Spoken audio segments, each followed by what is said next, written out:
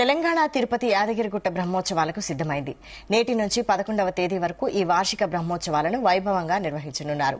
ఇందుకోసం ఆలయ అధికారులు అన్ని ఏర్పాట్లు పూర్తి చేశారు. లక్ష్మీ నరసింహుడి క్షేత్రాన్ని సర్వాంగ సుందరంగా తీర్చిదిద్దారు.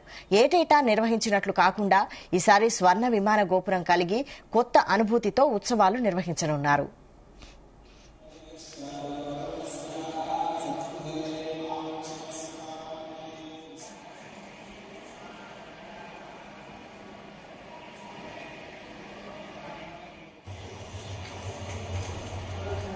ఇవాళ స్వస్తి వాచనం, రక్షాబంధనం, అగ్ని ప్రతిష్టతో ప్రారంభమయ్యే బ్రహ్మోత్సవాలు 7వ తేదీ స్వామి అమ్మవారి ఎదుర్కోళ్ల ఉత్సవం, 8వ తేదీ తిరు కళ్యాణ మహోత్సవం, 9వ తేదీ దివ్య విమాన రథోత్సవం నిర్వహించనున్నారు.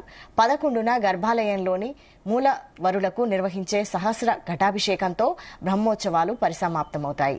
బ్రహ్మోత్సవాల నేపథ్యంలో ఈ నెల 11 వరకు స్వామివారి నిత్య కళ్యాణం, శీఘ్ర దర్శన, నారసింహ హోమాలను రద్దు చేసినట్లు ఆలయ ఈవో వెల్లడించారు.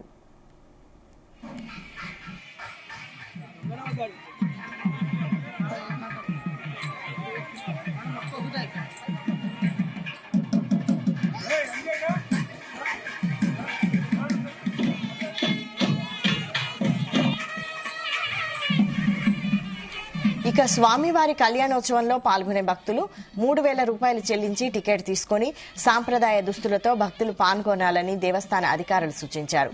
ఎండలు దంచి కొడుతుండటంతో కొండబండ నుంచి ఉపశమనం పొందేందుకు తిరువీధుల్లో పూర్తిగా తెలుపు రంగు వేశారు.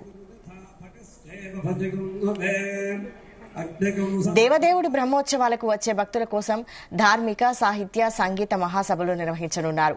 గరికపాటి నరసింహారావు ప్రవచన కార్యక్రమాలు నిర్వహించనున్నారు.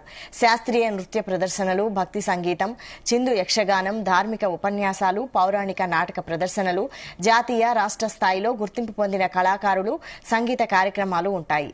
ఆలయం లోపల, బయట కొండ చుట్టూ విద్యుత్ దీపాలతో సర్వాంగ సుందరంగా ముస్తాబు చేశారు.